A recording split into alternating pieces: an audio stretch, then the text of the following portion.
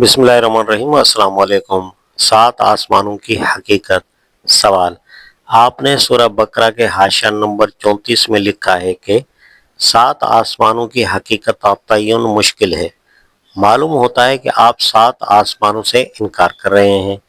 या तो आप से इसी तरह की गलती हुई है जैसी गलतियां दूसरी तफासिर में मौजूद हैं, या फिर गलती नहीं तो आप ये क्यों लिखते हैं कि इससे मुराद या ये है या वो है। आप साफ तौर पर किसी एक मफहूम का इकरार या इनकार क्यों नहीं करते। जवाब: अगर सात आसमानों की हकीकत किसी को मालूम हो तो वो बराए करम उसको ज़रूर बयान करे।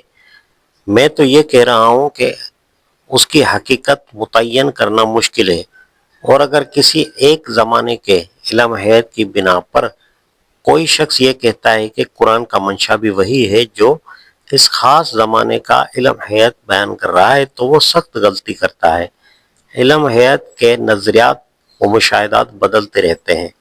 उनमें से किसी चीज़ को कुरान की तरफ मंसूब कर देना दुरुस्त नहीं है।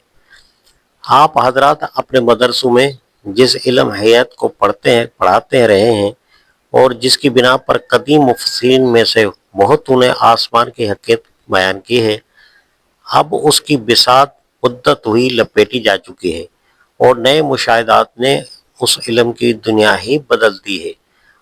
इन चीज़ों पर अगर आप लोग आज इसरार करेंगे तो गलती करेंगे, और अगर उनको कुरान की तरफ मंसूब करेंगे तो लोगों के ईमान भी खतरे में डालेंगे। तर्जुमानुल कुरान, जून 1956।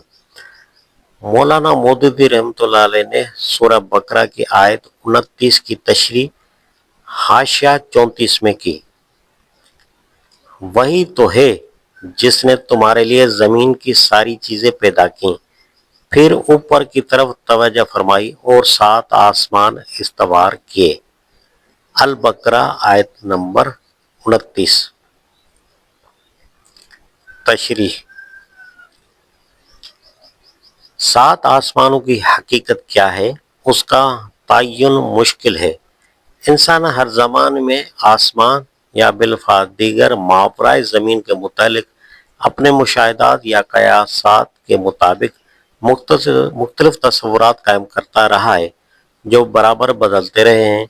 लिहाजा उनमें से किसी तस्वर को बुनियाद करार देकर कुरान के इन अल्फाज का मफहूम मुतय्यन करना सही न होगा।